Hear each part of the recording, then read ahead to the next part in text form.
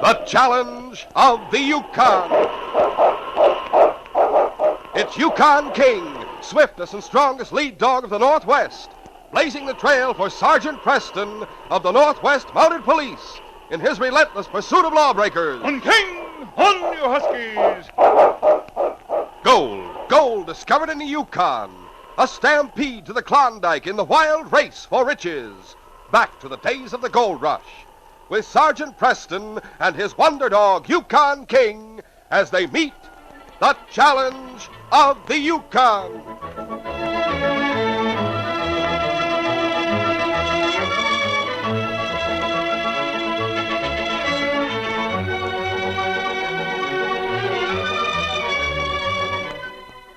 With the coming of the summer of 1899, the year following the great rush to hunt gold in the Yukon Territory, Whitehorse, the first large settlement above Skagway, was teeming with activity. Prices were high, and yet men were lax in the use of their money, since each was convinced he would strike it rich within a short time. The thought of finding gold spurred most of them to hard work, but there were some, like Curly Dalton, who intended to get their gold an easy way, by taking it after others had found it. Curly had gathered 3 men together who thought as he did. They sat at a table in the cafe one day. Frankly, I don't intend to break my back digging or panning for this stuff. Yeah, now I see what you're driving at, Curly. What's more, I think me and these other 2 feel the same way about getting gold. Huh, fellas? We sure do. Right. Well, in that case, suppose we go over to the hotel where we can talk private. I'll tell you all just how we'll operate. All right, come on, let's go. From the start, Curly and his gang used rough and ruthless methods to get what they were after. Their first job had been to rob the express office just before the boat was ready to take on shipments to go to the States.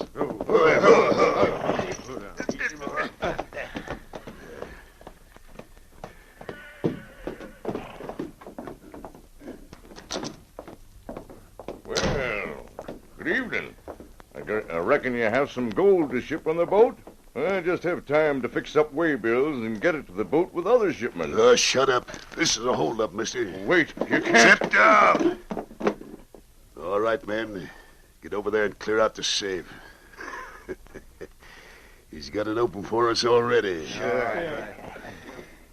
There's plenty of pokes of dust here, too, Curly. Well, hurry up and grab him. Somebody might come in. Well, I won't let you get away with those pokes. Lots of the prospectors are sending money home. You can't do it. Help! Help! You asked for this? Oh! Now, let's get out of here pronto. Come on, right, Curly. After that robbery, Curly and the others had quickly made their way to the cafe and were among the crowd that a short time later milled around the entrance and interior of the express office. Those crooked killers even grabbed all the waybills to make it tough to know who lost their money. I lost my receipt, but I had a poke for $300 I was sending home. Yeah, I mislaid my receipt, too. Now we can't put in any claims to the express company. Constable says they didn't leave any trail at all. The only witness against them is the agent. He's dead. Doggone it, them killers ought to hang, that's what. A week later, Curly and Red sat in the cafe unobserved and listened to an old sourdough talking to the crowd a short distance away. Now, if any of you think I'm not a good sport, I'll prove it by paying for whatever anyone wants, understand? The whole bill's on me. That old sourdough's loaded with gold, Curly. He sure is. Listen, all of you. I just want you to know that I was one of the first to strike it rich. Yes, sirree. I come up here with the first bunch. I struck it rich right off. Yes, sirree. Well, I gotta go home. Going home now. And I'll see you all tomorrow night. Yeah. All right, let's get out of here and find the others. Come on. Right. Curly and Red quietly left the cafe ahead of the old boasting sourdough. They found the others. Then they all rode after the sourdough when they saw him leave the cafe and mount at the hitch rack. The old man didn't realize what was about to happen as he rode along the trail. Get along there, Betsy. Get up.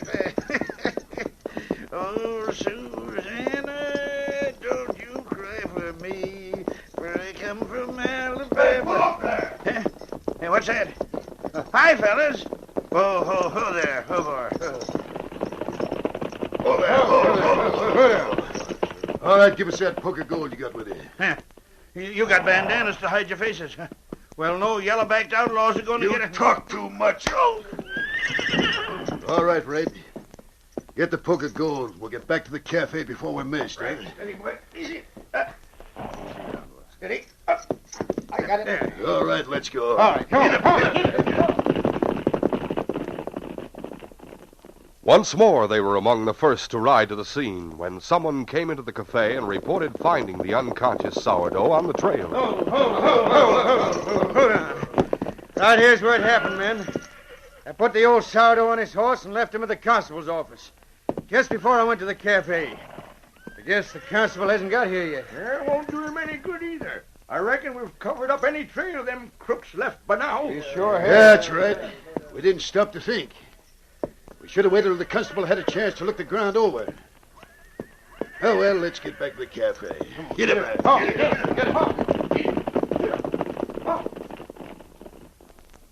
And so it was that time after time, Curly was smart enough to see that any trail would be covered up before the constable had a chance to follow it. In Dawson, Sergeant Preston of the Northwest Mounted Police entered the office of the inspector at headquarters. Morning, Inspector. Understand you want to see me. Oh, yes, Sergeant Preston.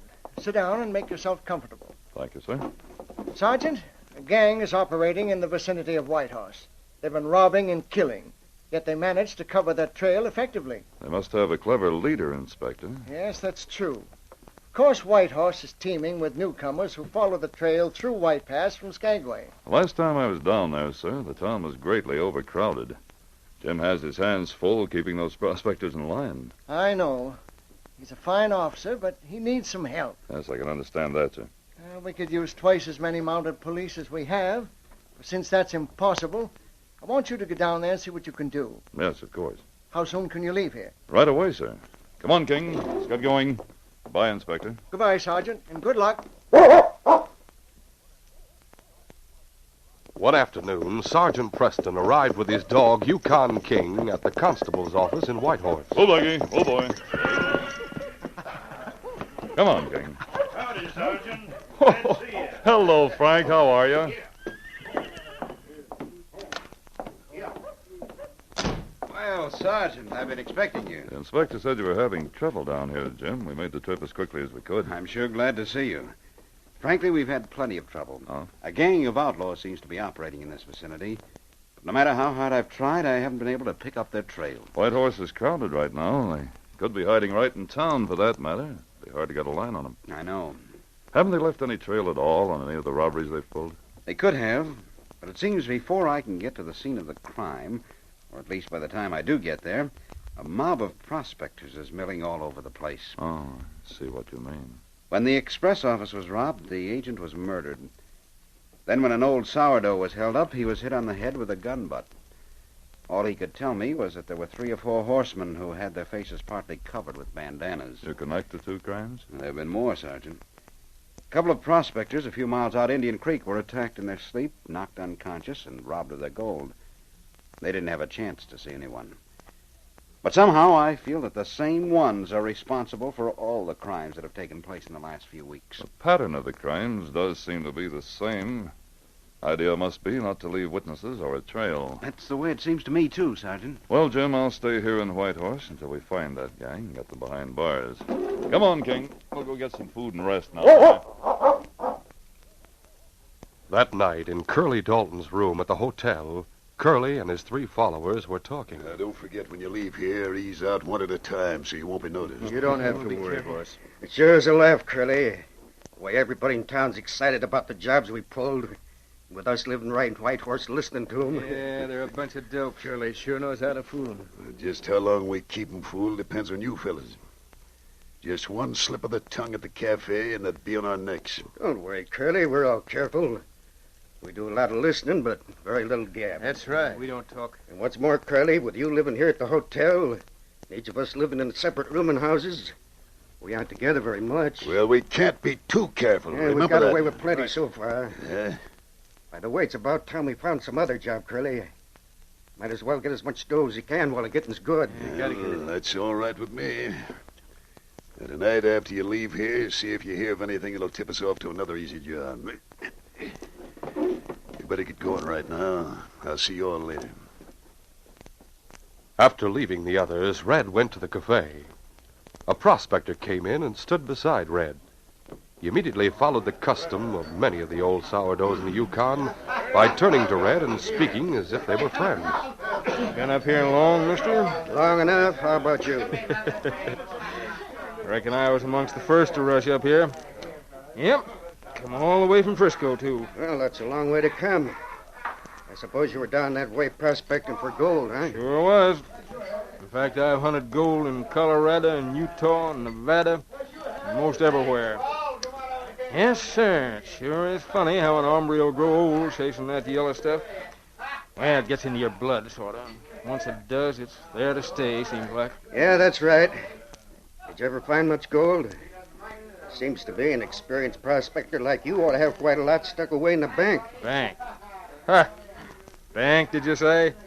No, sir. You don't catch me letting them banks get a hold of my cash. Ah. What you got against banks? Now, sure, I'll tell you. I made a strike in California a few years ago. Put all my diggings in a bank in Frisco. So that's where you have your gold now, huh? Not on your life, mister. Can you believe this? One day I goes into town and there's a big line outside that bank. Well, I got to asking around and I found out that the bank was going under. Yeah. By the time I got to the door, they closed them plumb in my face. And me with nigh on the 20,000 in gold stashed away in there. Gosh, what happened? What do you think happened? I never got a cent of it, not 1 cent. The bank failed, and there I was, broke again. Yeah, that was mighty tough luck. Yeah, sure was. Well, that'll never happen to me again. You can bet your bottom dollar on that. Well, if you're broke, doesn't make any difference anyway. Broke? Who said I was broke? Why, I've dug out plenty of gold from my claim up on Nugget Creek since I've been here. Well, that's fine. That's sure fine. But if you won't put it in the bank, where do you... Mister, I got a good place in my cabin to hide my takings. It's better than any bank. Nobody knows but me where it is, and when I want it, I know it'll be there. You just take my advice and stay away from banks, mister. Yeah, sure, I remember that. Well, I'd leave now. I have to meet a friend of mine. See you again sometime. So long. Red left the cafe hurriedly and went to Curly's hotel room. A short time later, he was telling Curly, I know of a good chance to get some more dough, Curly. Get it easy. Yeah? Well, tell us about it, Red. I heard a sourdough talking over in the cafe a while ago about all the gold he got from his claim up on Nugget Creek. What about it? He likely has it socked away in the bank. That's the point, Curly. He was saying how he lost money in a bank failure once and didn't believe in banking his cash anymore. I wonder where he keeps it then. He was saying he had a good hiding place at his cabin. And I found out he lives out there alone. Say, that does sound like a good setup for us, Red. All right. Get the others and meet me on the edge of town near Nugget Creek Trail. We'll go out and get that old fool's cash and be back in town long before anyone knows what happened. Later that night, the four crooks pulled to a stop in front of the cabin on Nugget Creek. Oh, there. There's a light inside. It must still be up. Yeah. Now use your bandanas across your faces before we go in. Right. All right. All right, let's go.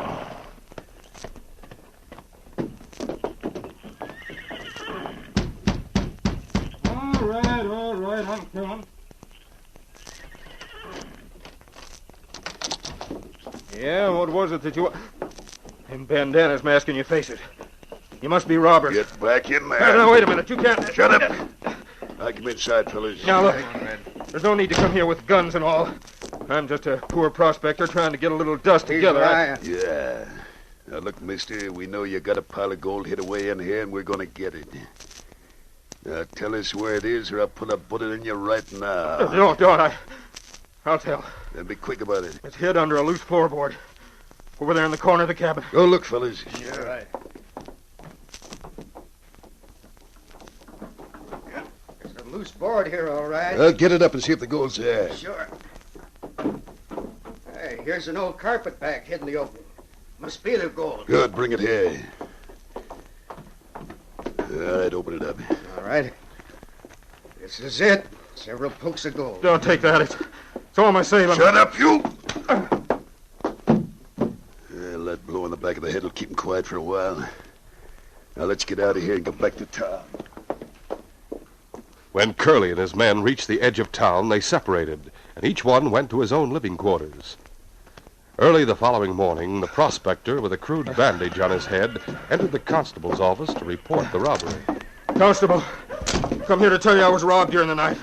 There was 4 of them. Sit down, Ned, and tell us about it. This is Sergeant Preston. Oh, howdy, Sergeant. Morning, Ned. Looks as though you had trouble with those crooks. Oh, yeah. One of them clipped me on the back of the head. Lucky it was a glancing blow. Better sit down, Ned. Thanks. You say there were 4 of them? Yeah, they said they'd kill me if I didn't tell them where my gold was hid. So I told them. After they got it, the one who was giving the order socked me. They got away with all the gold I had. It was hid away under a floorboard in an old carpet bag. We'll go out there and see what we can find at your cabin. I'll go with you, Sergeant. We'll rebandage Ned's head and let him wait here until we get back. Oh, this bandage is all right, Sergeant. It isn't much of a wound. Oh? Well, all right. We won't be gone long. Ready, Jim? Right with you, Sergeant. Come on, King.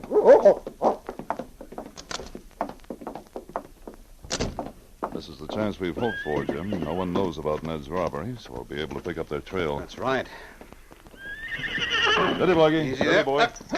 Get up, Blackie. Get up. Sergeant Preston and the constable set out for the cabin on Nugget Creek. As they rode along the trail, with King running alongside, the constable was saying, Ned's cabin is just around the bend ahead, Sergeant. Good. Well, it'll be easy to pick up the trail of 4 men. That's right. I think this is the time we'll get a line on those crooks. I hope so, Jim. After we... Look ahead there. There are 8 or 10 horses standing outside that cabin. Uh-oh. The curious crowd from town again. That's bad. Let's hurry. Get up, Blackie. Get up there. Come on now. In a few moments, the 2 Mounties pulled to a stop in front of the cabin. Pull, Blackie. Pull, boy. Come on, King. There were several men standing in the doorway, looking inside curiously, while a few others were roaming aimlessly around inside. Here's the constable with Sergeant Preston. Now step aside and let him in. Hi, Sergeant. We heard Ned was robbed, so we all rode out. We can't figure out what happened to Ned, though. He isn't around. Who told you about the robbery? Huh? Well, I don't rightly know. It was sort of rumored around. I see. Let's go inside, Jim. Come on, King. Morning, Constable. Looks like you must have heard the news after we did at the cafe. Yes, it does look that way. Who told you? Well, I just heard the men talking about it. We all decided to come out and look things over. Too bad you did. You men have ruined our chances of picking up a trail. Gosh, now that's too bad. We never thought of that, did we, fellas? I had no idea. Sure feel sorry for Ned losing all that gold. That's what he gets for keeping it under a loose floorboard instead of putting it in the bank. That's right. Now, all of you go on outside so we'll have a chance to look around in here. Sure, let's go, fellas. All right, let's go.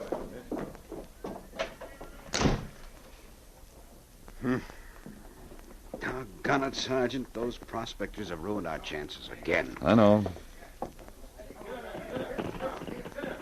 Yeah. Well, they've all left. We might as well leave, too. What I'd like to know is who got them to come out here in the first place. Of course, Ned might have told someone before he reached your I office. suppose he did. Let's go back and talk to Ned. Come on, King. A short time later, Sergeant Preston and the constable entered the office where Ned was waiting. Golly, it sure didn't take you long. Did you find any clues? No, Ned, we didn't. As a matter of fact, there were 8 or 10 men from town What? out there when we arrived. Well, what were they doing out there? Just curious, Ned. They went out as soon as they heard about the robbery. What I can't figure is how they found out about it. Ned, did you tell anyone about it before you came here? No, sir. I come straight here to the constable's office without meeting anyone. Well, that's interesting. Tell me something else. How many people knew you kept your gold hidden under a loose floorboard? Nobody. I kept it a secret till I was forced to tell them bandits. No one needed to know where it was actually hidden, Sergeant, as long as they knew he had gold hidden at his cabin.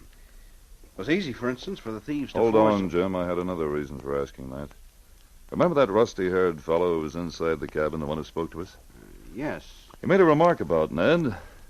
saying that's what he got for keeping his gold under a loose floorboard instead of keeping it in the bank. That's right. He did say that. The only ones who'd know that would be the four men who robbed Ned and Ned himself. And that fellow must I believe he's one of that gang, Jim.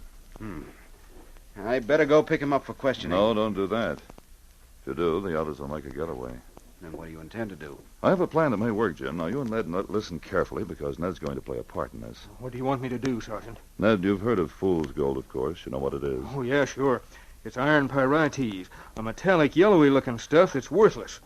Many a newcomer's been fooled by it, thinking he struck gold. I've been fooled by it myself. But you can't fool a sourdough like me, no, sir.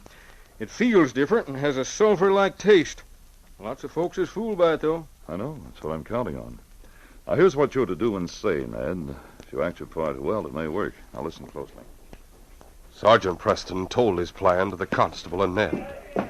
Later that day, Ned entered the cafe and looked around. He saw the man Preston had described standing with a group of prospectors at the back of the cafe. As Ned approached the group, they started asking questions. Well, here's Ned now. How you feeling? Too bad about your gold, Ned. Lose it all? Looks like you must have got hit in the head. I got hit all right, but outside of that, I don't feel very bad. I should think losing all that gold would make you feel mighty bad, Ned. I sure feel bad.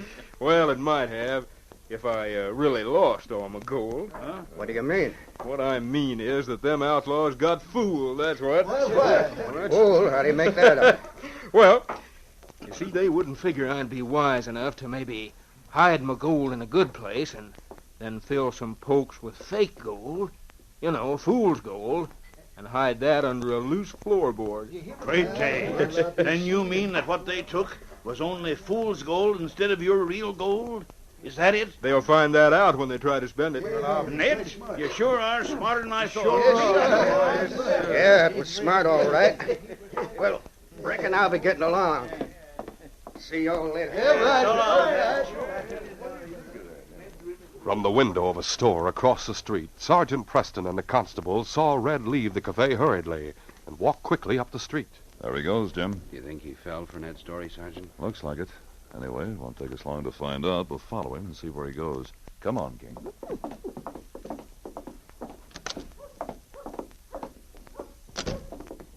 They don't want him to know we're following him. Just saunter along in case he looks back. There's no reason why he should suspect anything.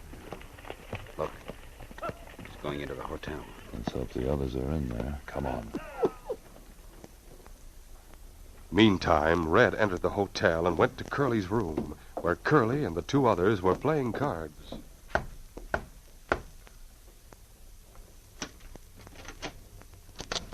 Hi, Red. I thought you would stand at the cafe a while. Let me in, Curly. Yeah, sure, come on. I heard something at the cafe, Curly. What'd you hear? Yeah, what's up? You look worried, Red. What's worrying me is I think that prospector tricked us last night. What do you mean? He's over at the cafe right now, crowing over the fact that we didn't get his gold. Well, he's crazy. You saw what's in that bag under the bed. He claims he kept that carpet bag filled with fool's gold, just in case he did get robbed. Fool's gold. Yeah, you mean what we got was worthless? We ought to go back there and plug them. Get the bag and put it on the table, Red. All right. Here it is. All right, open it. Let's have a look. Takes an expert to tell fool's gold from the real thing. I can tell. Don't worry. Open one of those pokes. Sure. What do you think? It looks like the real stuff to me. Yeah, but lots of people get stuck with fool's gold. Yeah, maybe so. But we're not stuck. This is real gold. By thunder, he must have got mixed up and tricked himself then. The other he has hidden away must be the fake stuff. I wonder. An experienced sourdough like him would know the difference with his eyes shut. I'd like to know just why he passed out that story. What do you mean, Curly? You think he had some reason to say what he did? Yeah, that's right. All right. Each of you go pack your stuff and get your horse. What's the idea? Where are we going? I'm packing my stuff right now. Then we'll meet on the South Trail and head for Skagway. Now go on. Get out of here and make it fast. You too, Red. All right. But you're too suspicious, Curly. When you shot that express agent a few weeks ago, you acted like we were dopes enough to run around town boasting about it. You're not the only smart one in this gang, Curly. Get going and keep your mouth shut. Now go on. All right. Get back inside. Hey, the Mounties. We gotta get out of here. This'll stop you, fella. Oh!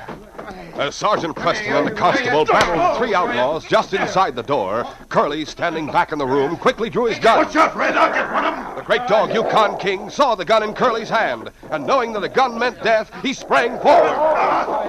Get away, you buck. I'll settle this one. Maybe you got them, but you won't get me. Look out, Sergeant, his gun. Give me that gun. Oh, my hand. You're twisted. Drop that gun. Drop it.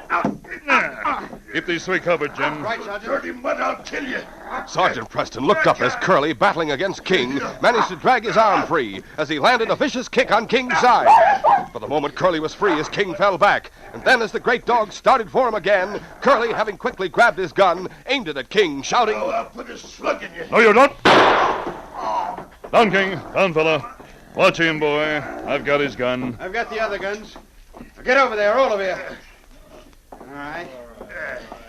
Now, look, Sergeant. There's Ned's carpet bag with the pokes of gold in it. His rusty-haired outlaw fell for old Ned's story just like you figured he might. Red, you crazy fool. You fell for a trick just like I thought. Don't call me a fool, Curly. It was your idea to stay here in town. Yes, and you might have continued to get away with your robberies and killings if Red there hadn't talked too much at the cabin today. Yeah, well, that dumb polecat. I should have known better than to hook up with him. You're not so smart, Curly. You'll be the one to hang for killing that express agent. Shut up, you hear? Take it easy, Curly. Take it easy. We already heard about that when we were listening outside the door. Once more, your friend Red over there talks too much. This is the gang who've been pulling all those jobs, all right. Yes, Jim, there's no doubt about it. The pattern of covering their trail by having a crowd gather at the scene of the crime is the same in all of the jobs. That's right. That's why I was sure they were staying in town and returning to town after each job. We're arresting all four of you in the name of the Crown for robbery and murder. No, you can't hold the rest of us for murder. It was Curly did the shooting. All of you are equally guilty. Now, Jim, we'll take these men to jail. This case is closed.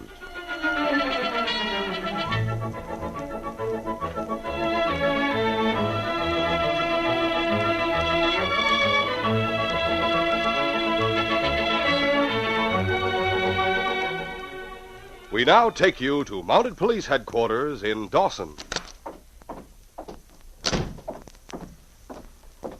You sent for me, Inspector? Oh, yes, Sergeant Preston, I did. Skipper Camden and his first mate are wagering everything they own that they'll win the riverboat race tomorrow. I suggest that you keep close watch and make certain that they're not planning harm to Captain Davis or his boat. I'll keep my eyes open, Inspector. I'll take King with me and see what I can find out. Come along, King. Yes, the big riverboat race is the talk of Dawson, and the stakes are high. But Sergeant Preston may find that his assignment is much more dangerous than he thinks when he sets out to make sure it's going to be a fair race. Be sure to listen to this exciting adventure, Race of the Riverboats, Wednesday. These radio dramas, a feature of the Challenge of the Yukon Incorporated, are created by George W. Trendle, produced by Trendle Campbell Enterprises, directed by Fred Flowerday, and edited by Fran Stryker. The part of Sergeant Preston is played by Paul Sutton. They are brought to you every Wednesday until September, when we shall resume our